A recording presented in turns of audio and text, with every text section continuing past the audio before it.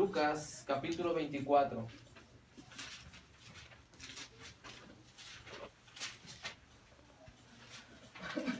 Vamos a leer del versículo 25, por favor.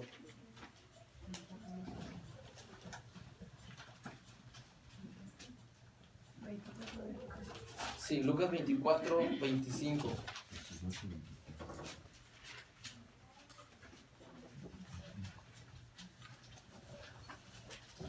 ¿Lo tienen? Muy bien.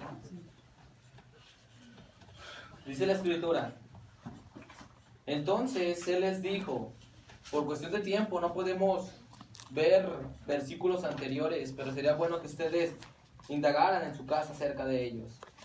Entonces él les dijo, está hablando de Cristo, de Jesús, después de que había resucitado: oh insensatos y tardos de corazón para creer todo lo que los profetas han dicho. Obviamente cuando les estaba hablando a ciertos seguidores o a hombres incrédulos, donde no existía el Nuevo Testamento, lo único que tenían era el canon bíblico, el Antiguo Testamento. Entonces Jesús dice que eran tardos para creer todo lo que los profetas habían dicho. Versículo 26, y les pregunta: ¿no era necesario que el Cristo, el Mesías, padeciera estas cosas y que entrara en su gloria? Versículo 27, y comenzando desde Moisés y de todos los profetas, les declaraba en todas las escrituras lo que de él decían. ¿Ven que la Biblia habla de una sola cosa? Hay muchas personas que van a la Biblia nada más para sacar tips de cómo mejorar su autoestima. Ay, voy a la Biblia aquí a Levítico 11 y Deuteronomio 14, 3 en adelante, nada más para una dieta, para una mejor dieta, etc. Pero no van para lo que tienen que ir, lo más importante. Entonces, notamos nosotros que Jesús les declaró lo que decía Moisés en la Torá o en el Pentateuco y los demás profetas acerca de él. Vamos rápidamente a otra escritura que nos habla de lo mismo. Vamos al Evangelio de Juan, capítulo 5, versículo 39. Juan, capítulo 5, versículo 39.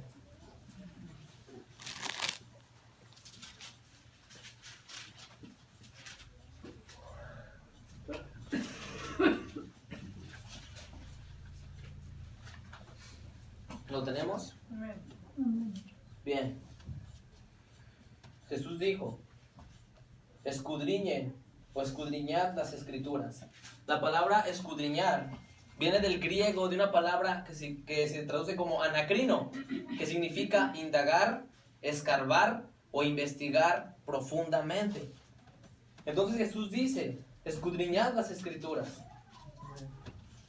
porque a vosotros os parece que en ellas tenéis vida eterna. ¿Por qué Jesús primero dice escudriñen las escrituras y luego dice porque a vosotros parece que en ellas tienen vida eterna? ¿Por qué? ¿Acaso los fariseos o los saduceos eran ignorantes en la escritura en sus tiempos? No, eran eruditos, eran hombres que conocían la escritura en un nivel óptimo. Deuteronomio 6 al 9, Dios manda de la manera como tenían que aprenderse las palabras que Él mandó. Si gustan anotarlo, no vamos a ir por allá. Deuteronomio 6 al 9. Entonces, voy a continuar. Jesús les dijo, ¿verdad? Porque en ellas parece que en ellas tenéis la vida eterna. Y termina diciendo: y ellas son las que dan testimonio de mí. Cada vez que nosotros escuchemos en el Nuevo Testamento las Escrituras, se refiere al Antiguo Testamento.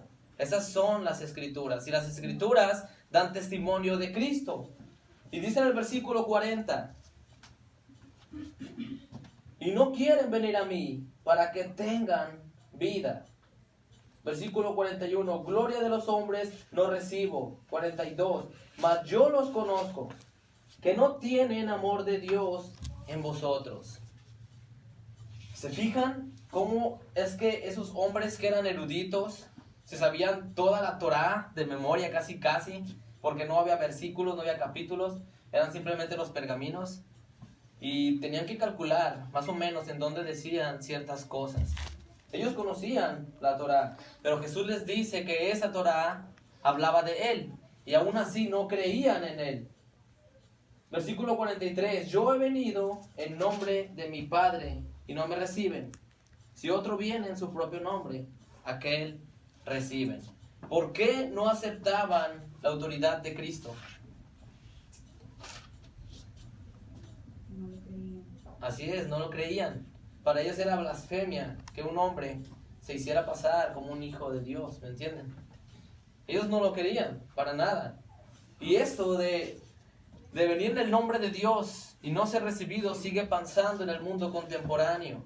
Tú conoces a alguien, estás en la escuela, etcétera, todavía no le dices que eres cristiano y está todo perfecto.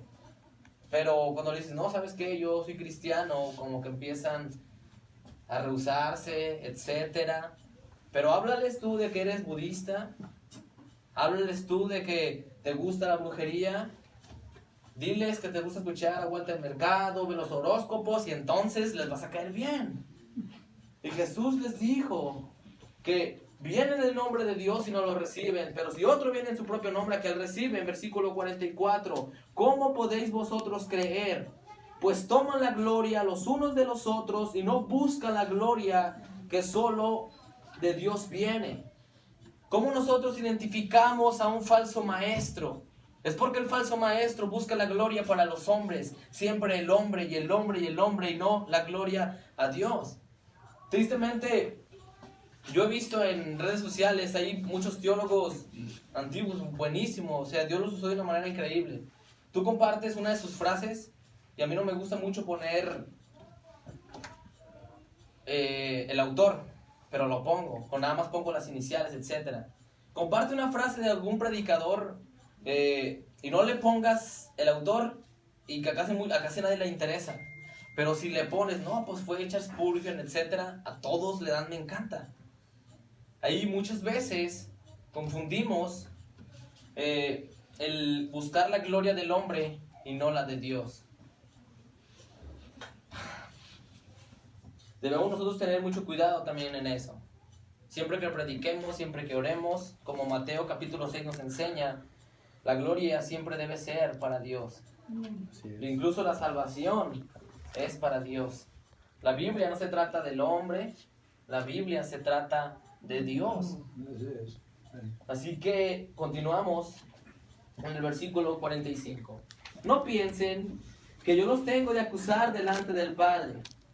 Hay quien los acusa, Moisés, en quien vosotros esperan. Ese versículo es demasiado fuerte. ¿Cómo es posible que esos hombres que esperaban en Moisés y decían que eran los hombres escogidos porque representaban la Torá? Y Jesús les dice, espérense, yo no les tengo que acusar. Es Moisés quien los va a acusar en el día del juicio. ¿Por qué? Se preguntarán algunos. Versículo 46. Porque si ustedes creyeran a Moisés, si ustedes verdaderamente creyeran lo que leen y lo que se saben, creerían en mí, porque de mí escribió él.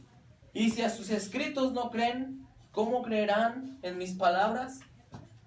¿Se fijan que Jesús está diciendo que lo que escribió Moisés apuntaba siempre a Cristo?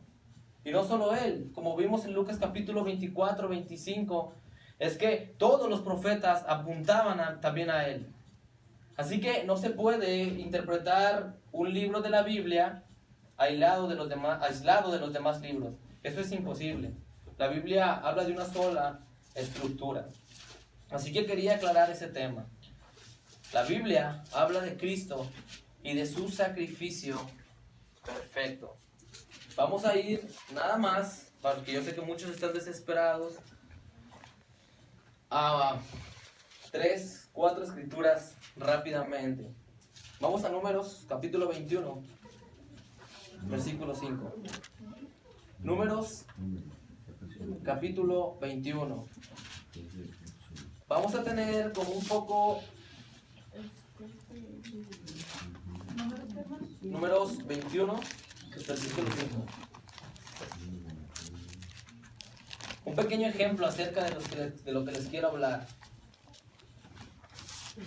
Números 21, versículo 5.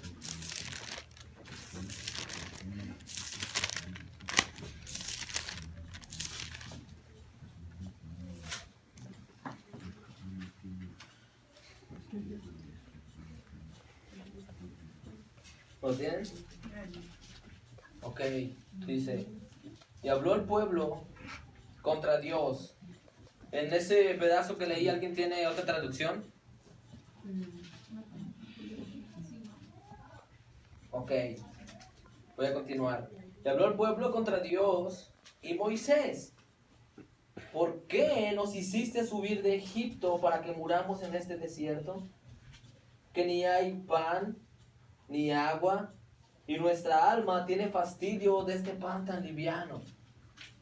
¿Por qué el pueblo de Israel se enojó contra Dios, pero también contra Moisés? Porque Moisés era el representante, ¿no? Moisés era el que se hacía cargo, él era el que oraba al Señor y el Señor le decía qué hacer. Entonces ellos se enojaron y le dijeron, a ver, Moisés, ¿por qué el Señor nos sacó de la esclavitud de Egipto? Aquí no hay agua, aquí no hay comida, aquí no hay nada, ya estamos hartos de ese pan tan liviano. ¿A qué se refería? Al maná. Ya estaban hartos de eso. Y ese versículo es de tal manera grave que si Dios mismo se hiciera hombre, el pueblo lo hubiera apedreado. Dice el versículo 6, y va a comprobarlo. Y el Señor envió entre el pueblo serpientes ardientes. ¿Para qué? ¿Para que su pueblo renegado estuviera contento? ¿Para que se divirtieran con las serpientes? ¿O para qué envió las serpientes? ¿Qué dice ahí? Que mordían al pueblo. Y murió mucho pueblo de Israel. A ver, brínquenle gallitos, dice el Señor. ¿Cuál es el hombre tan necio que se va a poner en oposición contra el Señor? ¿Pensaron que era algo fácil ir en contra de Dios y decirle, no, Dios, ¿tú para qué me haces cristiano? Antes de que fuera cristiano tendría mi casa, mi carro y todo bien, tenía amigos, pero ahora que soy cristiano, ya casi no me está yendo bien en el trabajo, ya hasta mi carro no sirve. ¿Me entienden? Estoy ejemplificando lo que pasa actualmente.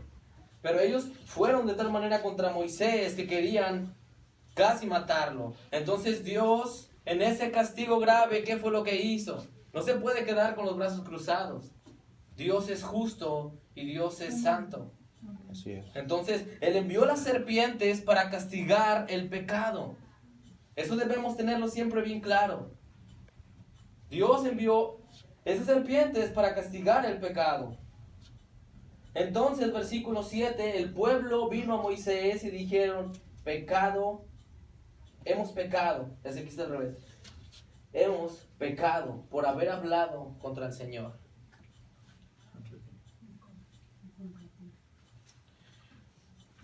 En Isaías capítulo 6, no vamos a ir para allá. ¿Se acuerdan cuando Isaías dijo, ay de mí que soy muerto? Después de haber visto la gloria de Dios. Y tenemos otro caso acá. El pueblo de Israel, después de que pecó, se dio cuenta al ver que Dios es justo y fue y le dice a Moisés, ¿sabes qué? Hemos pecado contra Dios y contra ti. Si una persona de aquí se da cuenta de cuán malvado es, no es por su propio intelecto a veces, porque eso viene después de escuchar el evangelio, sino es porque ya Dios mismo lo está convenciendo.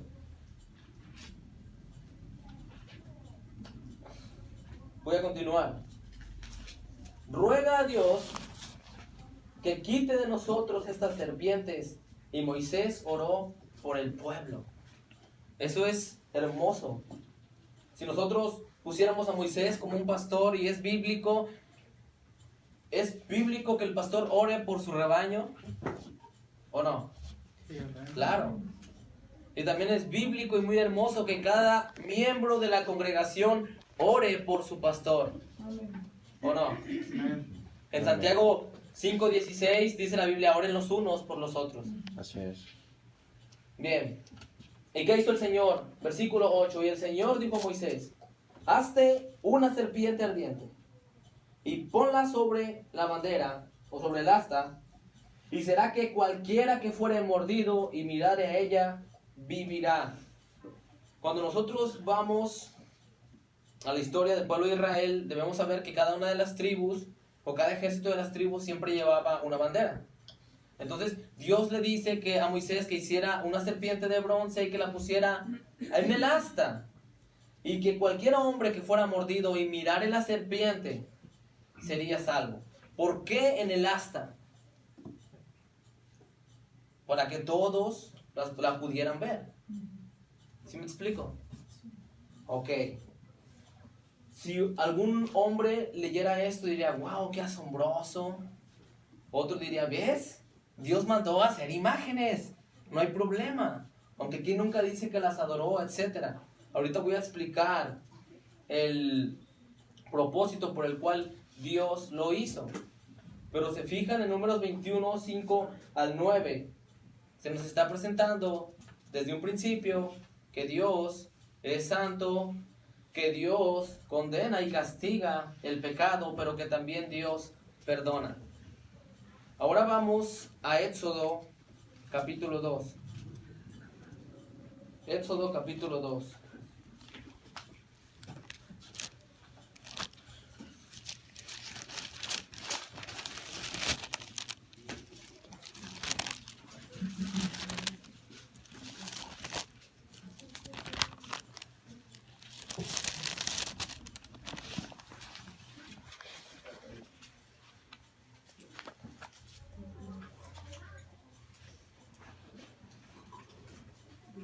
¿Lo tienen?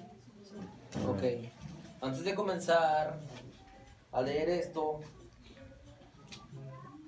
la escritura desde el capítulo 1 nos enseña que hubo un nuevo rey en Egipto que no conocía a José, y al ver que el pueblo de Israel se estaba multiplicando de gran manera, aunque eran sus esclavos, dijo: hay que ser inteligentes, no sea que el pueblo de Israel, de tantos que son, al rato se unan con nuestros enemigos y nos acaben. Entonces mandó a matar a todo niño varón. Y entonces ya en el capítulo 2, versículo 1 dice la escritura: un varón de la familia de Leví fue y tomó por mujer a una hija de Leví, la cual concibió y parió un hijo, y viendo lo que era hermoso, lo tuvo escondido 3 meses.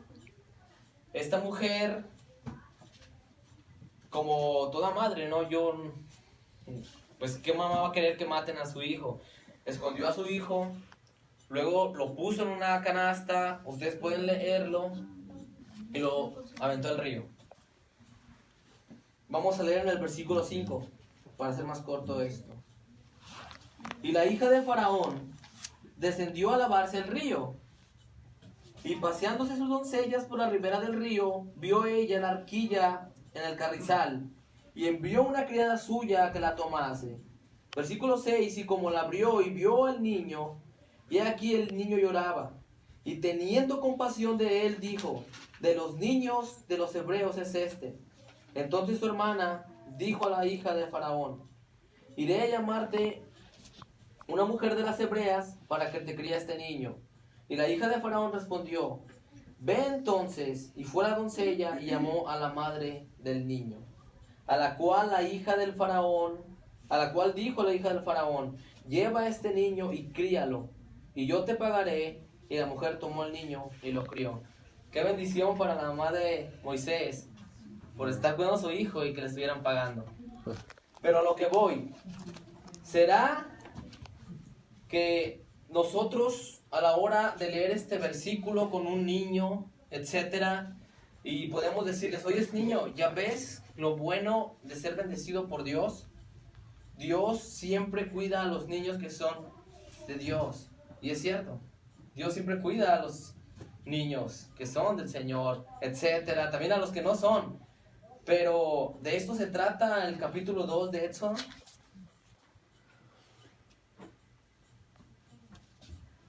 Versículo 10, y como creció el niño, ella lo trajo a la hija de Faraón, la cual adoptó y le puso por nombre Moisés, diciendo, porque de las aguas lo saqué. ¿Qué pasaría si yo estoy enseñando a un conjunto de niños y le digo lo que les acabo de decir ahorita? Ven, niños, cómo es que el Señor cuida a los pequeños, etcétera, y nos quedamos con eso. Pero recuerden que Jesús dijo que toda la escritura hablaba de él. Entonces, ¿quién fue Moisés? ¿Qué fue lo que hizo Moisés? ¿Será que solamente porque era bonito el bebé se salvó y los demás no? ¿O será que por la pura gracia de Dios el niño fue preservado para algún propósito especial, para un propósito específico? Imagínense que nosotros diciéndole a los niños, ven niños, de eso se trata el capítulo 2 de Éxodo, de que Dios cuida a los niños, etcétera, y nos diga un niño, bueno, ¿y qué pasó con todos los demás que mataron? ¿Qué le vamos a decir? ¿Que Dios se hace excepción de personas? No. La escritura nos enseña que no. ¿Qué fue lo que Dios hizo con Moisés? Lo hizo que libertara a su pueblo de la esclavitud del pecado. El pueblo necesitaba un Salvador y Dios usó a Moisés para libertarlo. Era un hombre tartamudo, no era algo, una eminencia, por si alguien piensa que Dios tiene favoritos, etcétera. No, era solamente su pura gracia. Entonces, la interpretación teológica de Moisés no se puede olvidar siempre que nosotros vayamos a la Escritura. ¿Qué fue lo que representaba aquella serpiente del asta? A Cristo. La serpiente que mordía, ¿qué es? El diablo. Y el veneno, el pecado. Entonces, todos los hombres cuando pecaron están en peligro totalmente de la ira de Dios. ¿Acaso no se asimila a ese hombre de la ilustración al principio que estaba atónito y asustado porque venía toda esa multitud de búfalos? Después nosotros vemos en Éxodo que Dios utilizó a un hombre para sacar a su pueblo de la esclavitud porque necesitaban un libertador, para una redención, para el perdón. Y también en Números notamos nosotros que esa serpiente representaba el perdón y a Cristo. No es una interpretación mía, no es algo que yo haya inventado.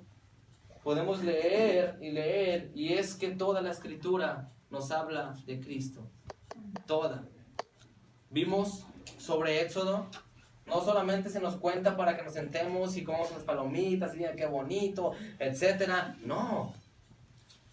Es para enseñarnos que iba a haber un redentor del mundo, un redentor para los pecadores. Que Dios podía libertar a hombres aún muertos en sus delitos y en sus pecados. Así es. Y es lo mismo que pasa, ese hombre estaba atónito, llegó el otro, le aventó la cuerda, ¿sabes qué? Súbete, ¿y qué dijo? No, pues yo puedo solo. ¿Y qué pasa? Con muchas personas hacen lo mismo totalmente. Algunos por incredulidad, otros por negligencia, etc. Entonces, hemos visto esos dos puntos acerca de la profecía que se nos habla de Cristo. ¿Ok? Y ya casi para finalizar, vamos a Isaías 45:22. Isaías 45:22.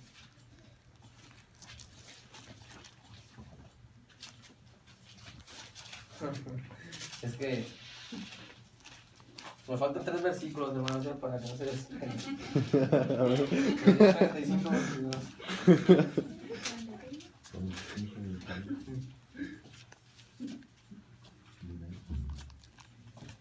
¿Qué tenía que hacer el pueblo con la serpiente de bronce? Mirarla. ¿Qué significa en el contexto bíblico, hoy en día hablando espiritualmente, creer en Cristo? ¿Y qué dice el Señor en Isaías 45, versículo 22? Mirad a mí y sed salvos, todos los términos de la tierra, porque yo soy Dios y no hay más. Entonces, podríamos conectar muchísimos pasajes así, nos vamos a dar cuenta que siempre va a hablar de Cristo, Cristo, Cristo, su sacrificio, etcétera. Desde Génesis 3 podemos notarlo. Entonces, el propósito de esto, hermanos, es que nos demos cuenta que cada vez que vengamos a la Biblia nos demos cuenta de que habla siempre de Cristo y su sacrificio. Siempre, de eso se trata la Biblia. Es lo más importante. Sabemos lo que Cristo hizo por nosotros, ¿no? Todo hombre está mordido por el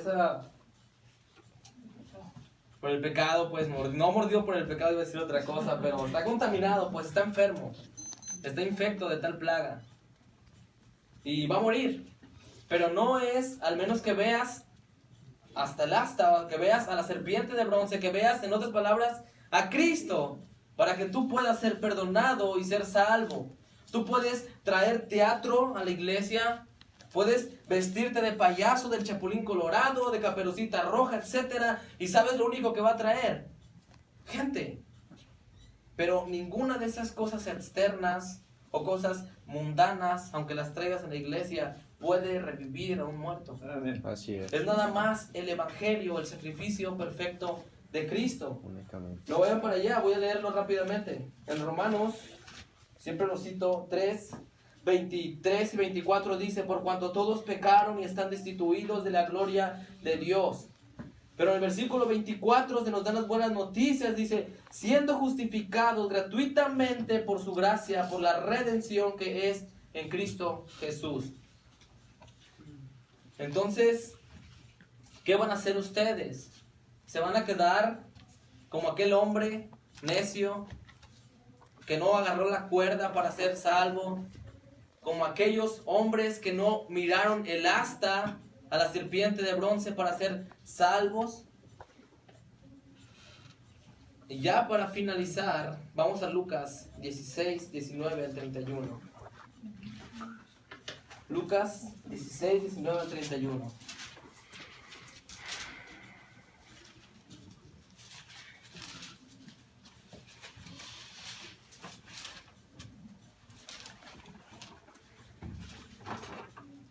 Lucas 16, 19 al 31. ¿Lo tenemos? Primer punto que quiero aclarar es que esta no es una parábola, como muchos dicen. No es una parábola. Y comienza diciendo Jesús: había un hombre rico que se vestía de púrpura y de lino fino y hacía cada día banquete con esplendidez. Verso 20. También había un mendigo, No tienes Edwin. Un mendigo llamado Lázaro, el cual estaba echado a la puerta del rico, lleno de llagas.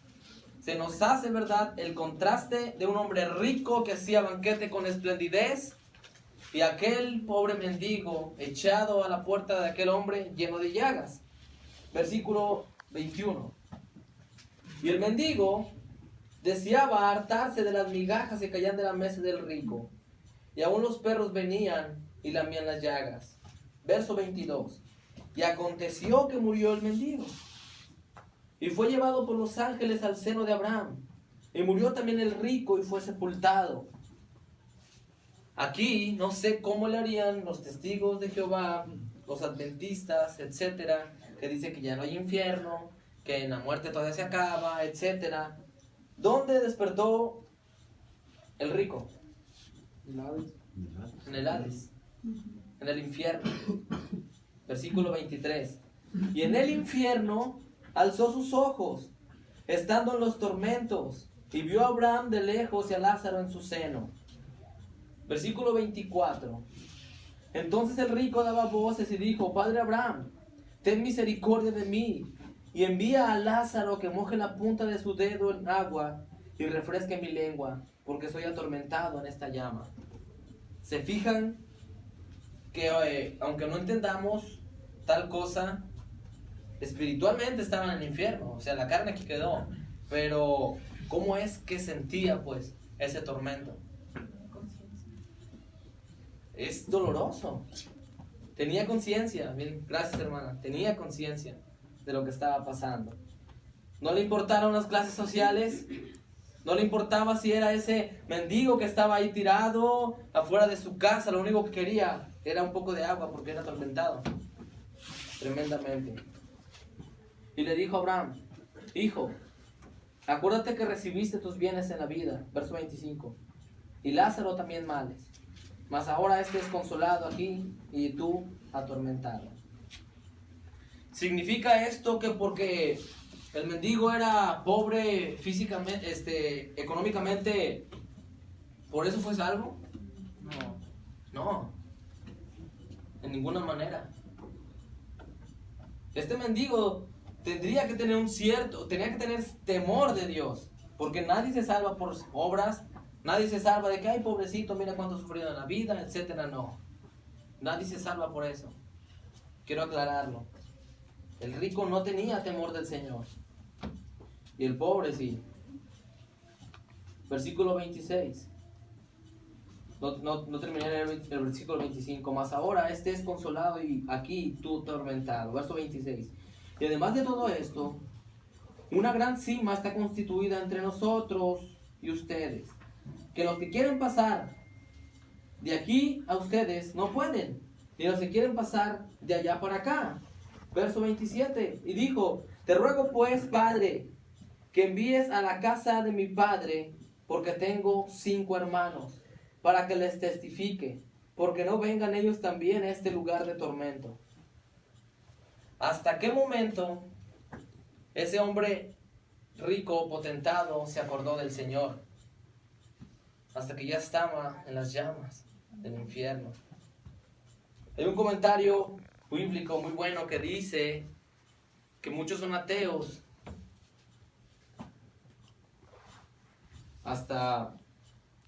que el ateísmo se acaba cuando uno muere. ¿Sí entiende, no? Entonces nosotros notamos que este hombre quería que se le testificara a sus hermanos. ¿Por qué esperar hasta ese momento para poder arrepentirnos verdaderamente? Imagínense, ha de haber dicho este hombre, hablando contemporáneamente: tanto que mi abuelita me invitaba a la iglesia y que me decía de Cristo, etc. Tanto que mi mamá me hablaba del Señor, tanto que mi amigo, tanto que mi hermano me hablaba de Cristo. Yo siempre le decía: vete para allá, enfadoso, no me hables de tus cosas religiosas, etc. Se vino a dar cuenta de ese terrible castigo hasta que ya estaba en el infierno, cuando ya no hay remedio. Ya no había remedio, así va a vivir eternamente en el tormento, lejos de la presencia de Dios. Entonces Abraham le dijo: a Moisés y a los profetas tienen, óiganlos. ¿Se dan cuenta de la importancia de este verso?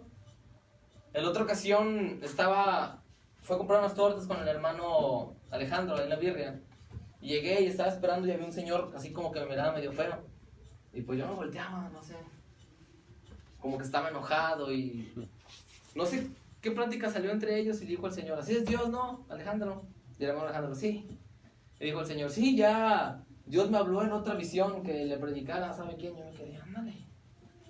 Fija, muchas personas andan oyendo a Dios con voz audible. No, pues que a mí se me pareció la Virgen de la Macarena el otro día en el baño, etc. Y Abraham dijo: a Moisés y a los profetas tienen, óiganlos. ¿A qué se refiere? Escritura, amén. Siempre apuntando a las escrituras que nos hablan del sacrificio perfecto de Cristo. Y continuó diciendo él neciamente. Entonces él dijo: no, padre Abraham, mas si alguno fuera de ellos de los muertos, se arrepentirán. Otra vez entramos en lo mismo. Muchas personas piensan que Dios tiene que mandar un ángel literalmente, que se abra el cielo y que Dios le diga: oye hijo, yo sí existo, ándale, cree en mí, etc. Y ese hombre, en su inteligencia humana, en su pequeño razonamiento como todo humano, quería entender al Señor. Él quería pensar que las cosas sobrenaturales o materiales podrían convencer a sus hermanos de que no fueran a ese lugar de tormento. Pero Dijo Abraham de nuevo, si no oyen a Moisés y a los profetas, si tú no oyes a Cristo crucificado, al de la Biblia, tampoco se persuadirán si alguno se levantare de los muertos. Entonces un cristiano ya no tiene necesidad de andar buscando visiones, ya no tiene necesidad de andar ahí leyendo unos libros de revelaciones de cierto apóstol para tu edificación, etc. No, porque la Biblia ya está completa, solo la Escritura. Por eso la Biblia dice, Abraham y los profetas tienen, óiganos. Y si tú no oyes, si tú no quieres creer en el sacrificio perfecto de Cristo, en Hebreos 10, 26 en adelante dice que ya no queda hacer nada por ti. Porque el que pisotea, escupe, ignora la gracia de Dios, ya no tiene salvación, ya no tiene perdón, ni en esta vida, ni en la que sigue. Así es. Así que espero y hayan sido edificados con este tema. Recuerden que es Dios que lo dice, no el hombre. Si tú no has creído verdaderamente en Cristo, en su sacrificio, yo pienso que sería necesario hacerlo rápido. No seas como aquel hombre imprudente que trató de salvarse por sus propios méritos, por sus propias obras. No, es que yo conozco a tal, yo he visto tal filosofía, yo he leído tal libro, etc. Todas esas cosas confunden a uno. Así que todos los hombres están infectos de pecado. Algunos eran como aquel hombre imprudente, pero cuando creyeron en Cristo pudieron ser salvos, agarraron la soga y fueron salvados. De igual manera, si tú crees en Cristo, serás librado de la condenación. Y espero que no sea demasiado tarde. Cuando mueras, entonces sí te des cuenta de que todo esto es verdadero. Amén. Gracias y paz, hermanos. Y gracias, pastor. Gracias a Dios por el